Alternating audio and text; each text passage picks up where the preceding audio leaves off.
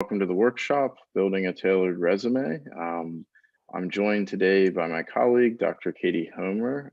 Katie, for everyone out there that's watching via YouTube, would you mind doing your introduction one more time for us?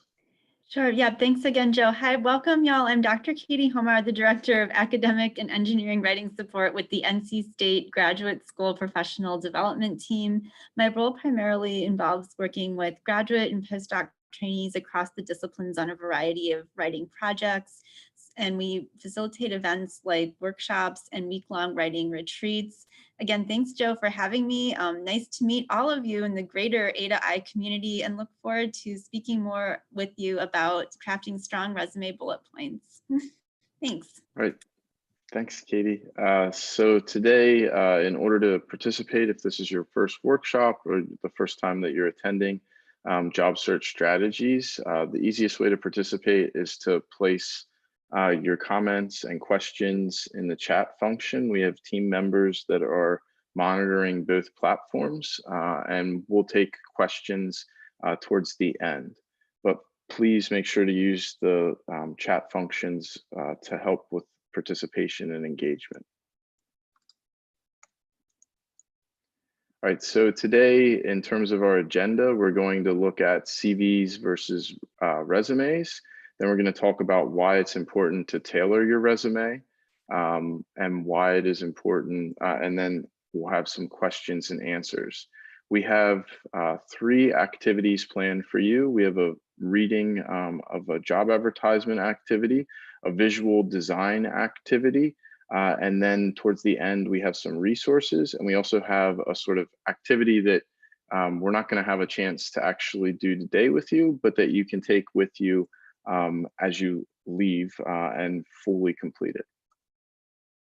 So our goals for this session are for you to understand the value of a tailored resume, for you to develop strategies to help you read job calls. And we like to think about the difference between goals and outcomes, as goals being sort of larger things that you can take with you into the future versus outcomes that we have for today. And the outcomes are things that you're going to begin to do and implement. And these are often things that are takeaways from the presentation. So our outcomes are for you to begin to implement these revisions, and our last activity is going to ask you to complete a sort of revision plan for your resume based upon everything that you've learned today. All right, so CVs versus resumes. CVs, so one of the key differences between CVs and resumes is that a CV is a sort of one-size-fits-all document. It's a comprehensive and detailed account of your research. It includes almost everything that you have done or that you are doing.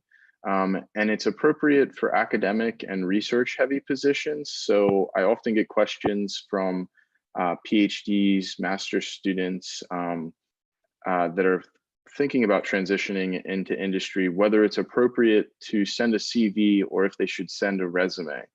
And usually it depends on the audience and it depends on the position itself. So if it's an R&D focused position and there's a lot of research that's involved, R&D is research and development. If it's a research heavy position, CVs may be appropriate. However, resumes are most 90% of the time going to be more appropriate and fitting for applications for industry jobs. Resumes are different from CVs. They're a brief summary of your work experience. They create a cohesive narrative of who you are as an applicant.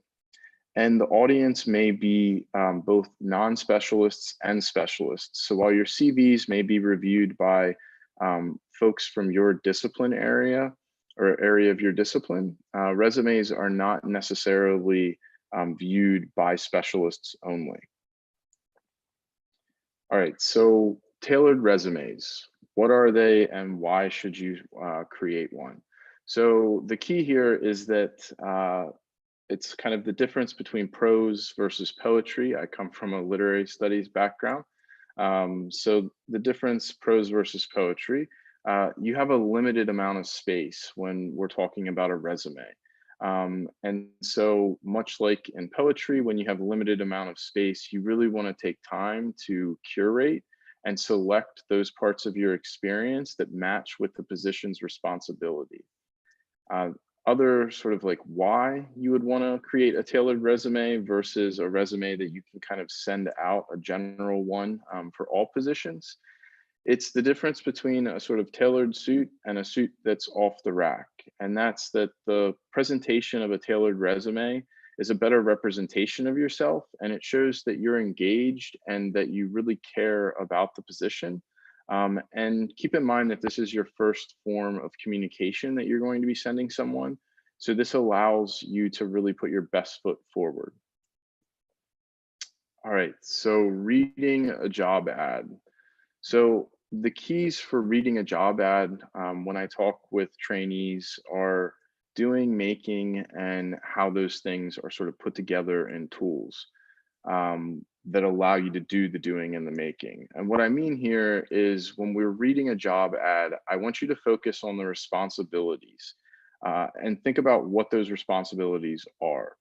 So by that, there's a couple things, a couple ways that I like to go about highlighting key terms and keywords that we can use to help us create our tailored resume. So what will you be doing is a key. And what I mean by what you will you be doing, I'm really thinking here about focusing on action verbs. And we want to make sure, again, that we mirror these in building a tailored resume. Katie's going to talk with us a little bit about how to build strong action verbs here in a second. So the other element of responsibilities is what will you be making? And by that, I mean, what will you be making with respect to your deliverables? That is, what are the key pieces of communication that you're going to be responsible for? All jobs require us to communicate with others in the forms of presentations, reports. And so it's important that you look for for cues in the job ad and language in the job ad that may let us know what it is that you'll be responsible for creating in terms of deliverables. So what tools will you need to do and make? And this is where we can really pull out the language that's focused on the skills and software that are necessary in order to complete the duties of the job. So what are the tools that you're going to need to do and make these two actions or do these things? All right, so reading the ad, building and curating. The first thing that we want to do as we're reading the job ad is for you to highlight key terms, and that's the action verbs and the nouns. And then I would suggest that you sort those terms. So first we're going to highlight, and then I think it's important that you sort the terms in terms of categories. That is, how can they fit? How do the action verbs and the nouns fit into categories such as communication, skills or instruments that are necessary, category of like leadership, a category that may be about like teamwork, things like being collaborative, being a good team member. These types of things would fit under teamwork. All right, Katie, would you like to explain how to create a tailored resume? Yeah, sure. So thanks again, Joe. So building off of Joe's conversation about how to read a job ad and to look for different overlapping categories or big themes in the job ad, it's important to tailor a resume for each job opportunity. And you can also think of your resume as making an argument for your fit with a specific job or telling a story about who you are as a professional in relationship to your fit with a specific job.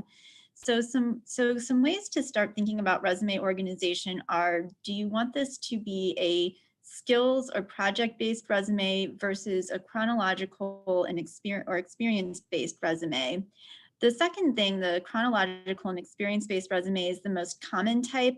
This is where you list all relevant work experience, research experience, and teaching experience in a reverse chronological order. Again, this is the most frequent way of crafting the story of your employment and your professional experience in relation to a specific job ad. A skills project resume can be helpful if you're making a leap across industries, moving from one industry to another, or if your skills and qualifications aren't apparent from your descriptions of past job experiences. A skills project resume is one where you can take the categories from the job ad that Joe mentioned and use that to structure the resume itself. For example, if say you're doing a position that involves science communication and technical skills, you might have a big heading in your resume for all of your technical experience in reverse chronological order, and another heading that highlights science communication and leadership skills and relevant job positions in reverse chronological order that relate to that communications area.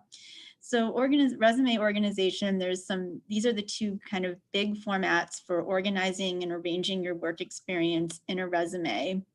Moreover, when tailoring a resume, it's okay to echo the language of the job ad in order to interpret your past experience and qualifications. So building off of Joe's lesson on close reading job ads and using Voyant to identify keywords and understand the relationship among these keywords or duties, you can also paraphrase or echo that language when crafting the descriptions of your own relevant experiences, skills, and qualifications in the resume. This too shows that you've done your homework and shows how your past experience translates to this potential future opportunity. Lastly, all resumes should have a skills section. This would relate to softwares, scientific instrumentations, as Joe pointed out, with the make and do categories. And you should adapt the skills section to each resume for each job opportunity. This could include selecting those skills that are most relevant to the job call ad, but also rearranging the skills sections into categories that also resonate with the skill areas or categories of the job ad. So to give a concrete example, for instance, a material scientist might create separate subheadings for microscopy skills versus 3D modeling skills versus statistical analysis skills in relationship to a particular job ad. So the goal here too is to tailor that skills section to each specific job opportunity and use the results of your close reading and Voyant search to set up those categories for the skills section. So as we see on the next slide, some tips for crafting strong resume bullet points. So the three big takeaways are: make your bullet points results oriented, use active, vivid verbs, and be precise to help readers understand the context of your experience. So for the vivid verbs, this is a helpful handout from Boston College that I used while teaching undergraduate engineering students at the University of Pittsburgh. You can take a look at these action verbs on your own time. These two are divided up into skill categories like communication versus teaching versus technical skills, research, data analysis. You can also think of active action verbs that are commonly used in your academic discipline to describe the work that you do in order to keep the verbs more active and vivid. My rule of thumb here too is to avoid weak or generic verbs like participated in, helped, or served. These are not very specific. They also don't show as much leadership, and they're kind of boring. So use a variety of strong, vivid verbs that highlight your contributions to a project or your specific leadership roles within a job experience. So the results-oriented bullet points. This tip is a bit more complicated.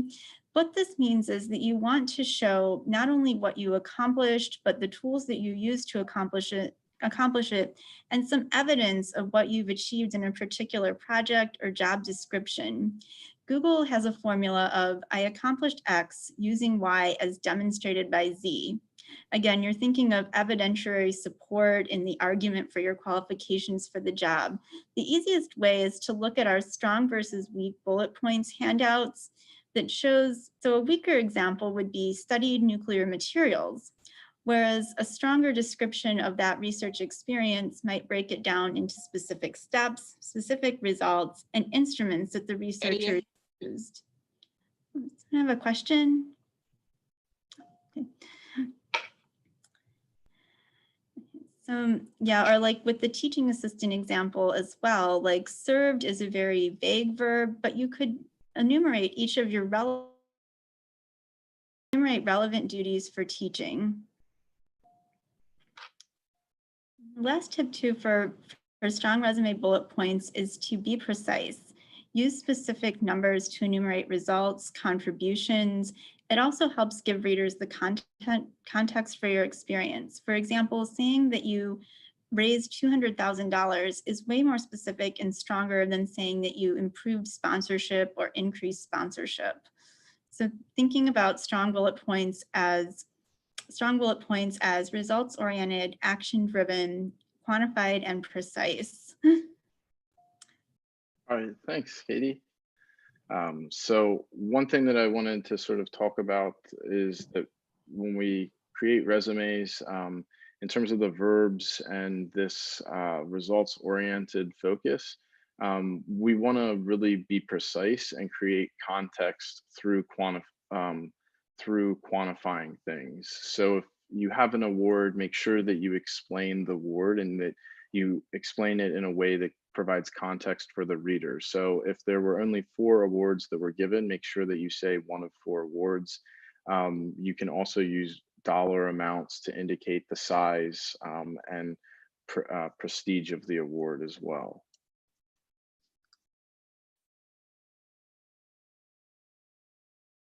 So Katie has an activity that we'd like to do with you.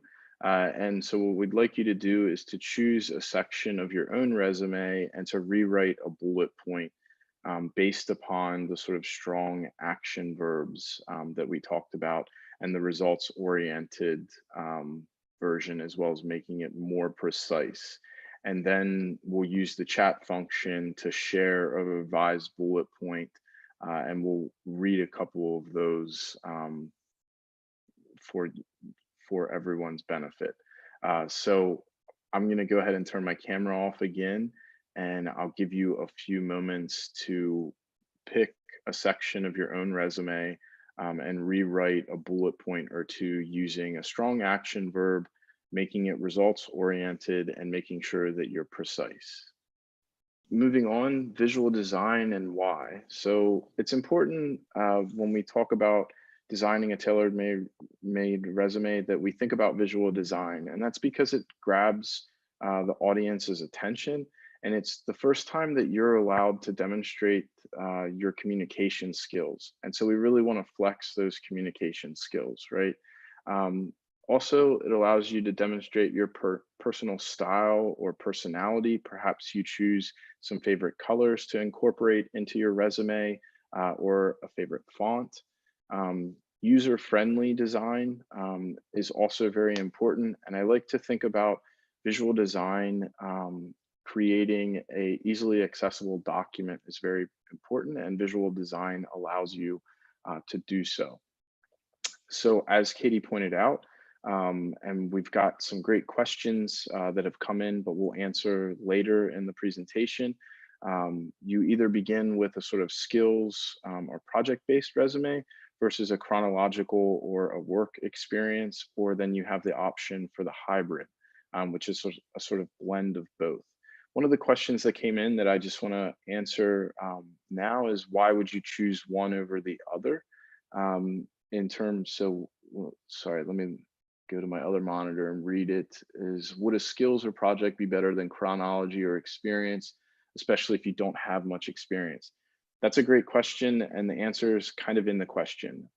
If you don't have a lot of experience and you're relatively new, perhaps a fresh PhD who doesn't have a whole lot of internships, you have a lot of projects that you've worked on in your lab, and you have a lot of skills and you have a lot of experience that you've valuable experience and training that you've received in those projects and in the lab itself. And so a skills or project-based resume allows you to emphasize that.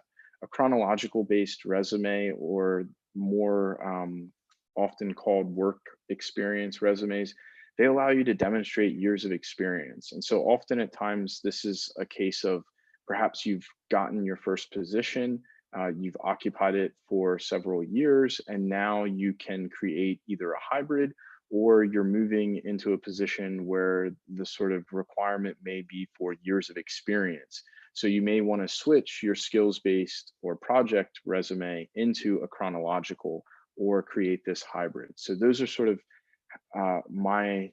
that's my way of approaching which one to pick. All right, so basic visual design principles. We follow contrast, repetition, alignment, and proximity. So contrast, the things that contrast can add to any presentation or to any visual design, and a resume is, after all, a visual document, is that it can make it visually interesting, and it also creates a visual hierarchy. Contrast in color. So we have several examples of contrast here, several different examples of how to create contrast through color. Complementary, split complementary, also the temperature of the color, whether it's a cool, neutral, or warm colors. So you can pick contrasting temperatures of color. We also have contrasting values in terms of the shade or in terms of the percentage of shade, so lighter to darker. You can also create contrast in shape. So things can be sharp, rounded, texture, hard or soft in the visual design. Contrast in size, the one on the right being more dynamic and perhaps more apt for this particular document. Contrast in size towards the bottom there with your name, your title or role, and phone number, the way in which that contrast draws the eye in and creates an engaging document. Some more examples here that are pertinent to the document that we're thinking about right now, which is the resume. Main headlines or main headings and subheadlines or subheadings can often be created through contrast. It's important that you create a hierarchy using typography. And I would say that you should create that hierarchy of typography at the onset of the document and make sure that you're following it and applying it correctly as you continue to build the resume. So repetition. Repetition builds visual cohesiveness and highlights relationships. Ways in which you can create repetition are through format, which is important again for resumes. Thinking about consistency, repetition can provide consistency. Color and font, again, creating consistency through repetition. And then alignment. So it creates order and balance. It makes the page scannable. And in terms of a resume, this is a key design principle because alignment allows for ease of access, and it can make the page very user-friendly in terms of looking and finding the parts very quickly on the page. So some examples of alignment. Alignment with respect to justification here in the next few slides. Quite often we're used to left alignment, but right alignment can be used to create visual uniqueness. And then we have edge alignment and center alignment. You can use alignment in terms of contrast, putting things out of alignment. Proximity creates order, makes the page scannable, and it groups items. This is really important in terms of the resume because we want to make sure that we have things that are of like together. So text blocks, making sure that they're text blocks that are related in proximal relationship to one another. And these are all of the resources. Again, we're going to provide the presentation itself. And these are all of the resources that you can look at during your spare time. But we have resources for the resume.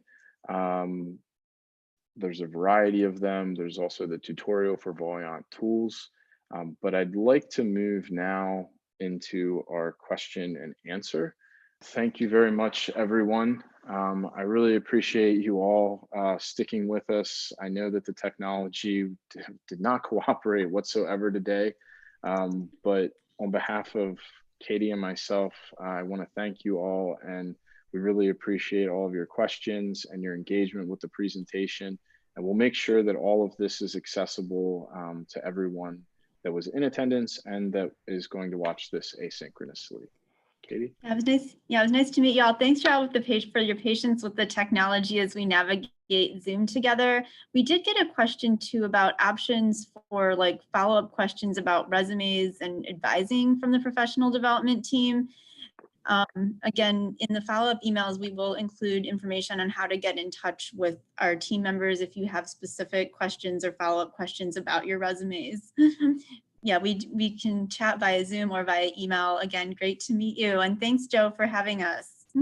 Yes. Thanks, everyone, and have a great afternoon.